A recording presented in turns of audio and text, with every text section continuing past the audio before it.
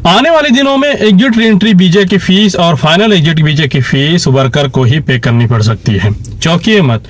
दरअसल ministry of human resource आने वाले दिनों में लेबर लॉ के 29 कानूनों में फेरबदल करने का प्लान कर रही है और इस फेरबदल में बहुत सारी अच्छी चीजें भी होंगी और मिनिस्ट्री ऑफ लेबर लॉ इसको दोनों कफील और वर्कर के दरमियान एक अच्छा माहौल बनाने, एक अच्छा जो है दोनों के हक सुरक्षित रहें, ये करने के लिए इन कानूनों में बदलाव कर रही है।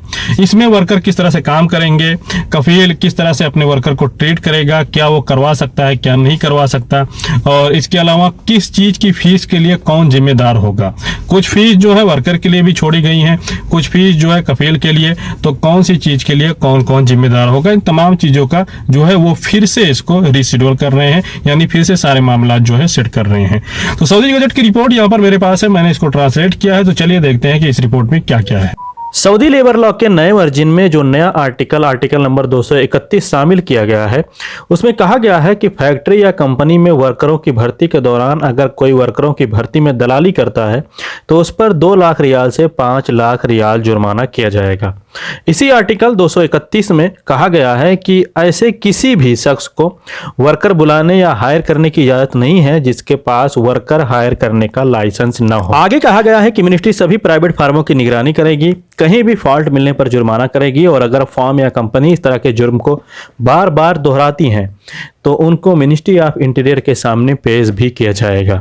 आर्टिकल 61 में जो बदलाव किए गए हैं वो काम करने के नियम, कफीलों को अपने वर्करों के साथ कैसा व्यवहार करना चाहिए, इन तमाम चीज़ों के बारे में क्या रूल हैं, इसको क्लियर करता है।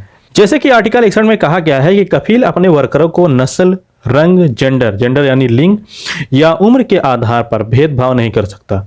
कामकाज के दौरान भी उस पर ऐसी कोई टिप्पणी नहीं कर सकता जिससे उसके सम्मान को ठेस पहुंचे।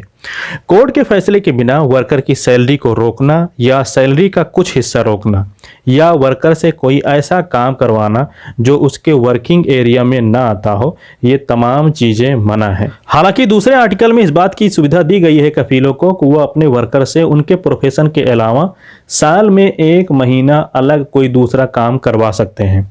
यानी 11 महीना जरूरी है कि जिसका जो उनके वर्कर का इकामा हो वही काम करवाए, लेकिन अगर उनके पास मजबूरी है, वो काम नहीं है, तो 1 महीना कोई दूसरा काम भी ले सकते हैं। कफील अपने वर्करों के साथ शालीनता से पेश आना चाहिए और हर उस लफ्ज या काम से बचना चाहिए जो वर्कर की गरिमा या धर्म को ठेस पहुंचाए।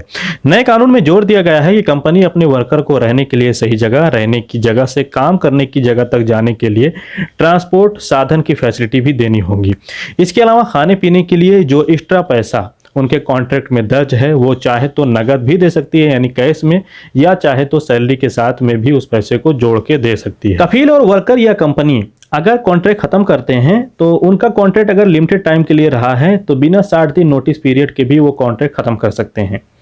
अगर किसी वर्कर का कॉन्ट्रैक्ट उसे कफील या कंपनी गलत तरीके से खत्म करता है तो कॉन्ट्रैक्ट अगर अनलिमिटेड टाइम के लिए रहा है तो वर्कर ने जितने भी साल उस कंपनी में काम किए हैं तो हर साल के हिसाब से 1 महीने की एक्स्ट्रा सैलरी, यानी 4 साल काम किए हैं तो 4 महीने की सैलरी उसको देनी होगी। और अगर कॉन्ट्रैक्ट जो है कुछ लिमिटेड टाइम के लिए रहा हो, जैसे कि 1 साल या 2 साल के लिए, और कफील अपने वर्कर को बिना किसी वजह के अनलॉफुल तरीके से, गलत तरीके से टर्मिनेट कर देता है तो जितना भी दिन उसका कॉन्ट्रैक्ट बचा रहेगा कफील को वो सारी सैलरी उसको पे करनी होगी। इसके अलावा सरकार अभी मौजूदा लेबर लॉ में काम करने वाली महिलाओं के लिए जो 10 हफ्ते की मैटरनिटी छुट्टी है इसे बढ़ाकर 14 हफ्ते करने के बारे में भी सोच रही है। मिनिस्ट्री ऑफ ह्यूमन रिसोर्स जो लेबर लॉ में और भी बदलाव करने का प्लान बना रही है, उस लेबर लॉ में होने वाले बदलाव में ये भी शामिल है कि गैर सऊदी वर्कर की भर्ती की फीस यानी वीजा फीस, इकामा वर्क परमिट और इकामा वर्क परमिट को रिन्यू करने की फीस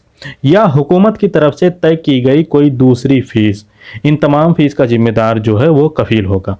साथ ही अगर कफील इकामा वक्त से रिन्यू नहीं करवाता तो उसका जुर्माना भी वही अदा करेगा। इसके अलावा अगर वर्कर का महना यानी प्रोफेशन चेंज होता है तो इसका भी जिम्मेदार कफील या कंपनी ही होगी। इसके अलावा वर्कर अगर फाइनल एग्जिट जाता है तो उसके टिकट का भी जिम्मेदार उसकी कंपनी या कफील ही होगा। इसके अलावा इस बदलाव में यह भी कहा गया है कि अब कफील को वर्कर की एग्जिट री एंट्री या फाइनल एग्जिट वीजे की फीस देने की जरूरत नहीं है, इसका जिम्मेदार वर्कर खुद होगा। तो यहाँ पर मैं आपको बता चलूँ कि ये फीस जो है बहुत ज़्यादा नहीं है। एग्जिट री एंट्री वीजा की फ़ीस यानी छुट्टी पर जब आप जाते हैं तो पहले 2 महीने के लिए कम से कम छुट्टी लगती है और उसकी फ़ीस जो है वो 200 रियाल होती है। इसके अलावा आप जितने महीने का बाद में बढ़ाते हैं 100 रियाल पर महीना होगा। इसके अलावा फाइनल एग्जिट वीजे की फ़ीस वो 50 से 100 रियाल के बीच में ही होती है। ये तमाम कानून अभी प्रपोजल में है, यानी अभी इसको तैयार किया जा रहा है, अभी ये पूरी तरह से लागू नहीं है। हो सकता है इसको लागू करने से पहले इसमें कुछ और भी बदलाव किए जाएं। इस स्टोरी को साया किया सऊदी गजट ने, जिसको मैंने ट्रांसलेट किया। ये ट्रांसलेट ना तो हिंदी में है ना तो उर्दू में है। इसको इस तरह से ट्रांसलेट करने की कोशिश की गई कि आम लोग जो हैं आसान से आसान भाषा में समझ सकें।